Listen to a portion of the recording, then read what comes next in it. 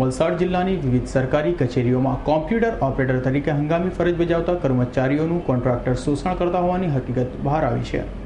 વલસાડ જિલ્લાના વિવિધ સરકારી કચેરીઓમાં કોમ્પ્યુટર ઓપરેટર તરીકે હંગામી ફરજ બજાવતા કર્મચારીઓનું કોન્ટ્રાક્ટ શોષણ કરતા હોવાની હકીકતો બહાર આવી રહી છે। ત્યારે બીજી તરફ રોજના સર્વર ઠપ થઈ જતા કર્મચારીઓ રોજની અરજદારોને રાવ સાંભળવી પડતી હોય છે અને પારડી જનસેવા ખાતે આજ રોજ 300 થી 400 જેટલા અરજદારો લાઇનમાં સર્વર ઠપના કારણે અટવાયા હતા અને હાલ ફરજ બજાવી રહેલા કોમ્પ્યુટર ઓપરેટર યુવક યુવતીઓને માત્ર 3000 માતબર રકમનો પગાર 10 કલાકની ફરજ બજાવતા હોય છે કે જેઓનું શોષણ થઈ રહ્યું છે। બીજી તરફ કોન્ટ્રાક્ટરો સરકાર પાસે 5000 થી વધુ એક સરકારી કર્મચારી પાછળ કોન્ટ્રાક્ટ બેઝ પર લેતા હોવાની સઘળી હકીકત બહાર આવી રહી છે।